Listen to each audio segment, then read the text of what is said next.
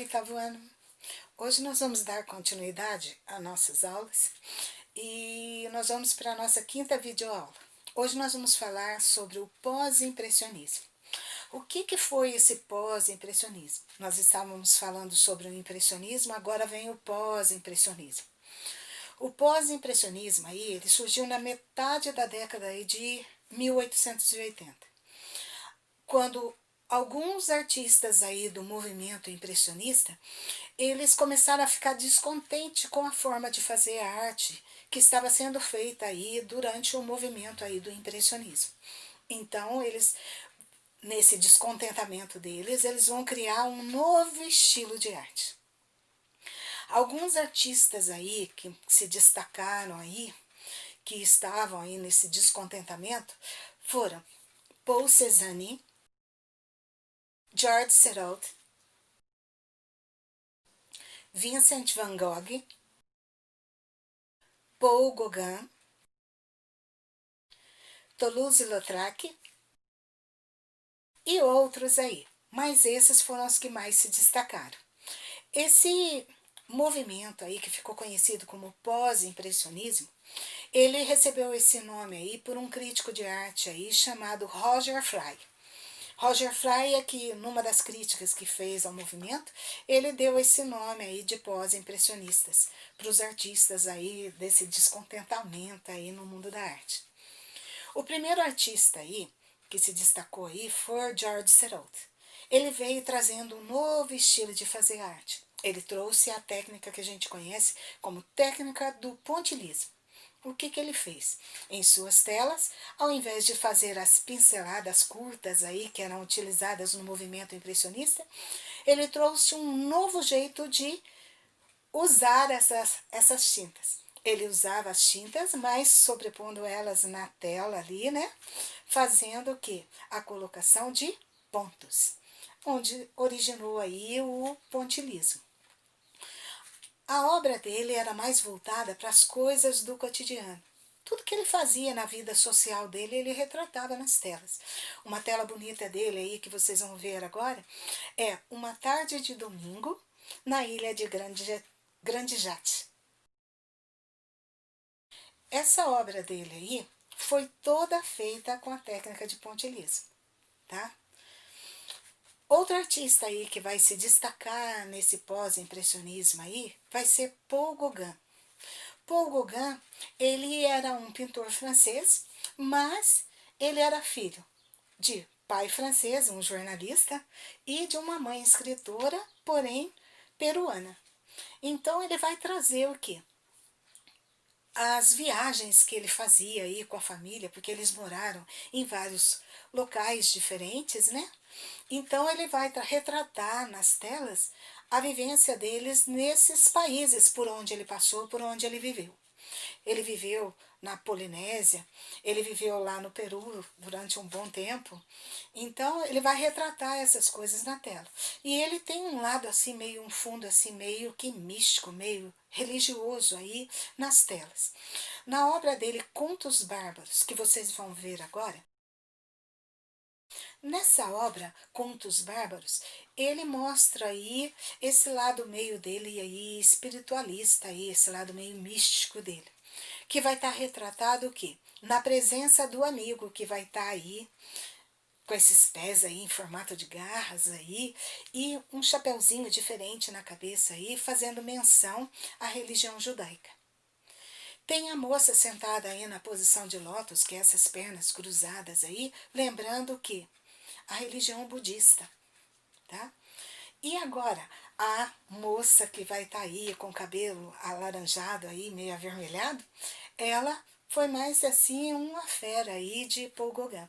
Paul Gauguin se encantava por ela, ele era fascinado por essa modelo. E ela esteve presente em muitas de suas obras. Então, ele retratava nas suas obras o quê? Coisas que ele vivenciou. Ele mostrava o quê? As várias culturas por onde ele passou, ele retrata nas telas agora. Então, era uma obra figurativa. Outro artista aí que vai se destacar também é Paul Cézanne. Tá? Paul Cézanne, ele representava nas suas telas aí as impressões aí que a cor lhe causava. Tá? Então ele vai fazer o quê?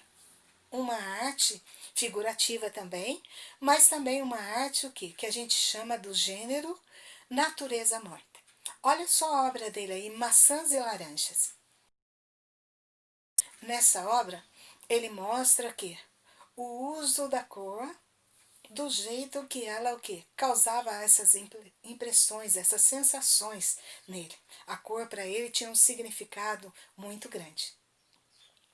Outro artista que se destaca aí é um artista chamado Toulouse-Lautrec.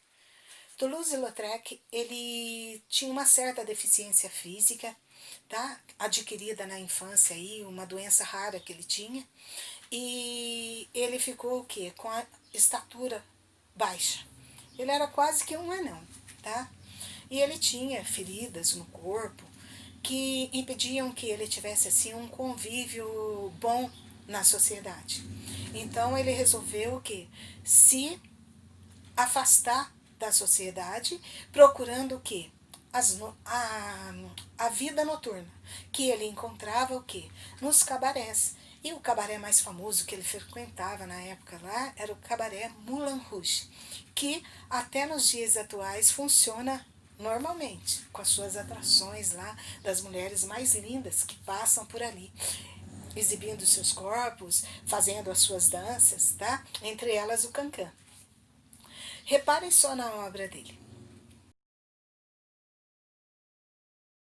Se vocês repararam bem na obra dele, a obra dele não é quadro, são cartazes. São cartazes onde ele faz o quê? A apresentação aí dessas dançarinas aí, desses cabarés. Então é o quê? É um cartaz aí de propaganda aí dos shows aí que acontecem nessas casas noturnas.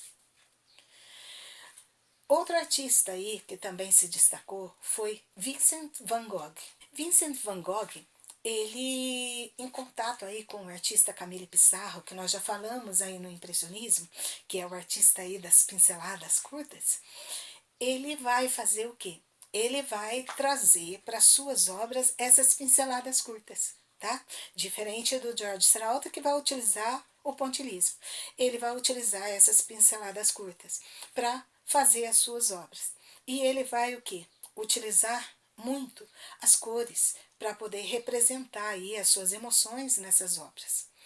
É, Van Gogh, ele teve uma vida conturbada aí por problemas aí de ordem aí neurológica, né? Ele tinha problemas aí com nervosismo exagerado, que acabava o quê? Fazendo com que ele tivesse frequentes crises e onde ele era internado em hospitais psiquiátricos. Mas a maior parte da produção dele foi feita nesses lugares, tá? Aqui tem uma das obras dele que vocês vão ver agora, que chama Campo de Trigo com Corvos. Essa obra aí foi feita pouco antes aí dele vir a morrer. Olhe para vocês verem que bonita que é a obra dele. Essa obra, ela foi feita quando ele estava aí com seus 37 anos. Van Gogh, ele morreu muito novo. Dizem que ele foi assassinado, mas o jeito, a forma como ele foi encontrado, ele mesmo é que voltou para casa após estar baleado, né, na barriga. Ele não deixou que médicos tratassem dele e que tirassem essa bala. Então, criou-se o quê?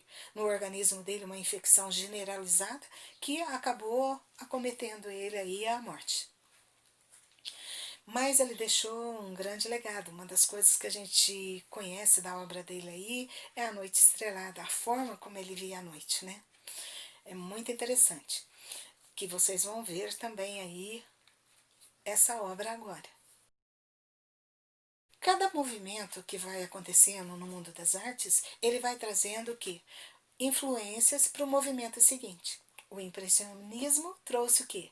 Influência para o pós-impressionismo.